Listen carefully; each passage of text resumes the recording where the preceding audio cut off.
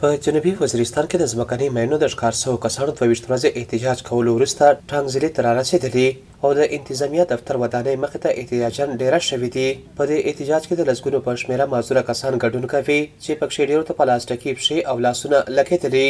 وایي احتجاج دې لپاره کوي چې دوی ته د حکومت ځانګړې پاملرنه وشي. یو معذوره تن اختیار مسعود وایي دوی د ځمکنیو ماینونو د چاودنو له امله معذوره شوي دي. په علاقه کښې څه غږ وانه اورېدو ځکه یې ټانک ته احتیاجي لاریون وکړو.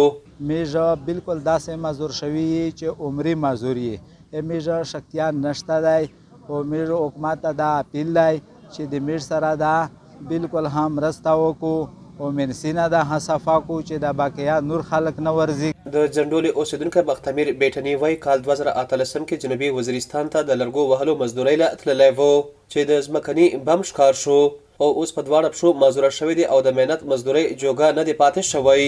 بیټنی وایي د معذورۍ نه ورته وروسته هیڅ رقم حکومتي مرستې نه دي ورکړل شوې. هغه وویل د شپږو بچو ښځې او د مور پلار پالنه ورته په دې معذوره ځان ګرانه ده. چې کوم حالات الله مې هلته ختم کړله بیا چې لږه نه راغله ما سره د پاکستان حکومت هیڅ امداد ونه کړلی. هغې غجای بیا نور موږ سره هیڅ طریقه نشته. یو د 14 کلو بچی مې د هغه مې هوټل څخه برتي کړی ده هغه موږ ته خوراک څاکه بندوبست کوي بس دورې ګزاره د سره چلوي.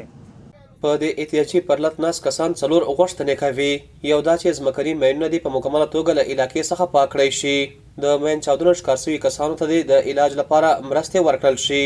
دوی ته د نوکرۍ یا وظیفې ورکړلی شي او څلورمه غوښتنه دا کوي چې د کومو کسانو د څاروو تاوان شوی هغه تاوان دې هم ورته ورکړی شي. انتظامیه وایس اف امریکا ډیوه سره په 23 سپتمبر یوه خبرپاڼه شریکه کړې چې پکښې د احتجاج کوونکو سره د دوی د غوښتو منلو ژمنې شوي دي.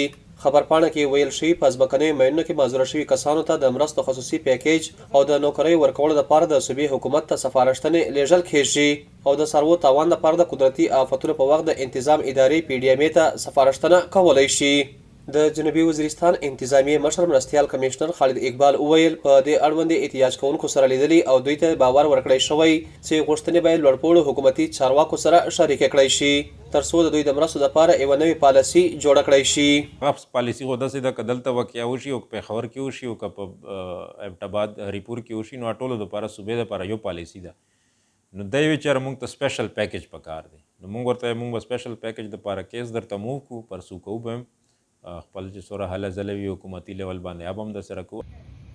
د یادونې ده چې په جنوبي وزیرستان کښې په کال 2009 کې د وسلوالو پر ضد د پاکستان پوځ عملیات کړي وو خو ځایي خلک وایي دغو عملیاتو پر مهال په سیمه کې په ځمکه کې ښخ بمونه پاتې شوي او وخت په وخت اوس دا بمونه په خلکو خلاصېږي. د پښتون ژغورنې غورځنګ وایي د جنوبي وزیرستان په 2 سب ډیویژنو له دا او سروکۍ کښې د کال 2014 څخه را په دې خوا نږدې 300 نه زیات کسان د ځمکنیو ماینونو د چاودنو ښکار شوي دي چې پکښې زیاتره شمېره د زنانه او ماشومانو ده.